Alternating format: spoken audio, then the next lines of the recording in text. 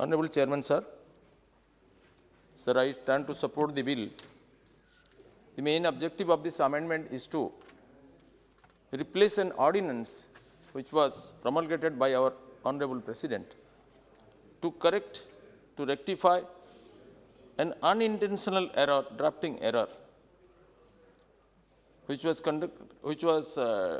committed during the amendment of NDPS Act 1985, during the course of amendment in the year 2014. Sir, the Act came into force in 1985, and over the years it has been amended thrice in 1988, 2001, and 2014. Sir, before going into the details, I would like to point out some of the adverse effects of these dangerous drugs. It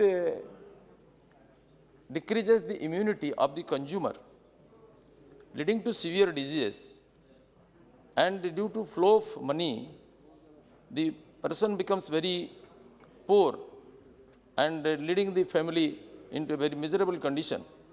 Premature death is occurring due to the consumption of drug, rendering the family helpless. So domestic violence, social violence, law and order problems are the consequence of drug consumption. Man becomes a machine. Sometimes people commit murder at the instruction of their financer who finance them for drug consumption. Crime increases, anti-national activities also increases. Life becomes very miserable and brain becomes inoperative, sometimes dangerously active. So, such a stringent act was quite necessary. Sir, NDPS Act came into force on 14 November 85. The Act regulates certain operations such as manufacture, consumption and trafficking of NDPS. Sir, the ordinance is intended to rectify this error. In 2014, the error crept in when the Act was amended and clause number of the definition for such illicit activities was changed. However, the section on penalty financing these illicit activities was not amended and continued to refer to the earlier clause number of the definition. Sir, prior to 2014 amendment, clause 8A of section 2 of the original act contained subclauses 1 to 5 wherein the illicit traffic has been defined. This clause was related as clause 8B by the Narcotic Drugs and Psychotropic Substances Amendment Act 2014 as a new clause 8A in section 2 defining essential narcotic drugs was inserted. However, inadvertently, constitutional change was not carried out in section 27A of the NDPS Act. Finance Minister Srimati Nirmala Sitharamanji was quoted as saying the statement of objects and reasons of the bill. She said, the amendment does not create any new offence, but contains a legislative declaration that reference of clause 8A always meant the corresponding renumbered provision in the clause. Sir, exactly the legislative intent is very clear. Although there was a drafting error which is not a small offence, but the purpose of the legislation was very clear. So, it is natural that giving retrospective effect to a criminal law is normally not accepted.